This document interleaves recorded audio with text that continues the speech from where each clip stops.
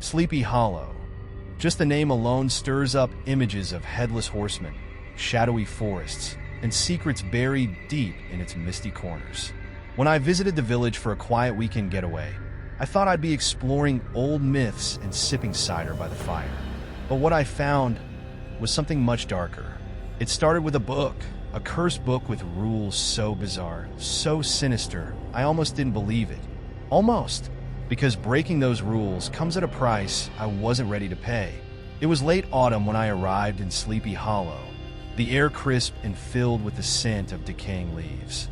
The town was exactly as I'd imagined, quaint and old-fashioned, with crooked lampposts, cobblestone streets, and a thick fog that clung to the ground like it had secrets to keep. I rented a room at the Hollow Hearth Inn, a creaky, weathered building that looked like it hadn't been renovated since the 1800s. Perfect for the town's vibe.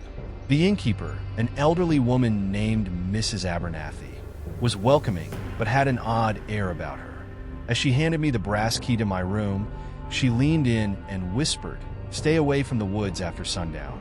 And if you come across anything that looks out of place, leave it be." I brushed it off as local folklore, a warning to keep tourists entertained and wary. I didn't think much of it until I stumbled into that bookstore. The hollowed page sat tucked between two ivy-covered brick buildings, its entrance barely noticeable. A small sign with peeling paint swung gently in the breeze. Inside, the air was stale, the faint smell of old paper and dust filling my lungs. Shelves loomed high, crammed with books that looked like they hadn't been touched in decades. An old man sat behind the counter, his gray eyes piercing. He didn't greet me, just nodded slightly as I entered. Something about him made my skin crawl, but curiosity outweighed my discomfort. I wandered through the narrow aisles until a small, leather-bound book practically leapt out at me. It was tucked in the far corner, sitting alone on an otherwise empty shelf. The cover was unmarked, save for a strange symbol, two concentric circles with jagged lines crossing through them. I picked it up, and as I did, the air seemed to shift. The room grew colder.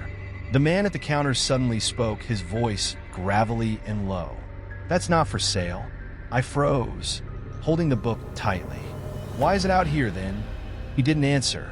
His expression darkened as he added, "If you take it, you follow the rules, or you'll regret it." Something about his tone sent a shiver down my spine.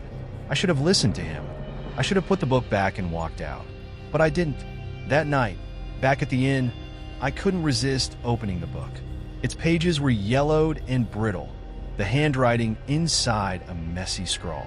At first, it looked like a journal, filled with cryptic entries about shadows that watched and voices that whispered. But then I found the rules, 7 of them, written in bold letters on a page stained with something dark and reddish-brown. Do not read this book aloud. Never let the book leave your possession. If you hear footsteps at night, do not look out the window. Do not speak of the book to anyone in the village. Burn a candle beside the book every night to keep it calm. Do not attempt to destroy the book. Do not break the rules. I laughed nervously. It had to be a prank, right? Some kind of interactive village attraction for gullible tourists. Still, something about the book unnerved me. Its leather cover seemed to pulse under my fingers, warm one moment and icy the next. I decided to humor the rules, at least for the night. I lit a candle, placed it beside the book, and went to bed. That's when the whispers began. At first, they were faint, almost like the rustling of leaves.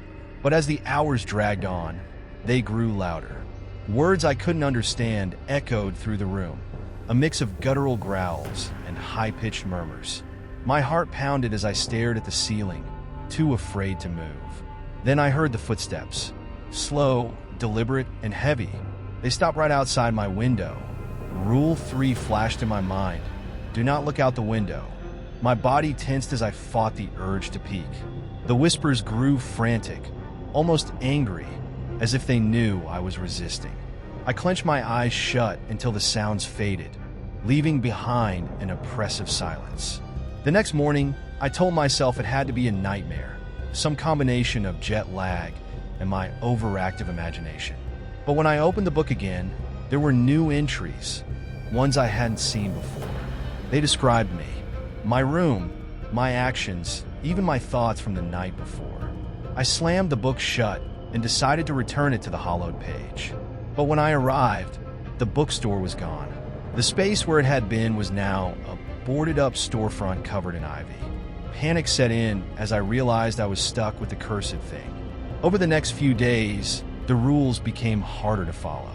The whispers followed me everywhere, in the woods, in the village square, even in the daylight. Locals began to look at me strangely, their faces filled with suspicion and fear. One evening, I made the mistake of breaking Rule 4. I mentioned the book to Mrs. Abernathy, desperate for answers. Her reaction was immediate and terrifying. Her eyes widened with horror, and she grabbed my arm with surprising strength. "You've doomed us all," she hissed. "You brought it back." Before I could ask what she meant, she slammed the door in my face. That night, the whispers turned into screams. Shadows danced across the walls, twisting and writhing like living things. The candle I'd lit beside the book flickered violently before going out completely. And then I heard it, a voice, deep and guttural, spoke directly into my ear. "You broke the rules." I turned, but no one was there. The book lay open on the table, its pages flipping wildly as if caught in a storm. Words began to write themselves across the paper, dark and furious. "Return what is ours." Desperate, I decided to burn the book, despite Rule 6. I took it to the woods, built a small fire, and tossed it in. For a moment, it seemed to work. The flames engulfed the leather cover, and the whispers ceased. But then the fire went out. The book was untouched, its pages pristine. The air grew heavy, and the shadows around me deepened. Something moved in the darkness. A figure, tall and featureless, with glowing red eyes. "You cannot destroy what binds us," it said, its voice reverberating through my skull. I fled the village the next morning, leaving everything behind. The book is still with me, no matter where I go. I've tried everything to get rid of it, burning, burying, even leaving it in abandoned places. But it always returns, waiting on my nightstand, its cover unmarked but its rules burned into my memory. Now, I follow the rules without question. The whispers remain, but they've grown quieter, almost patient.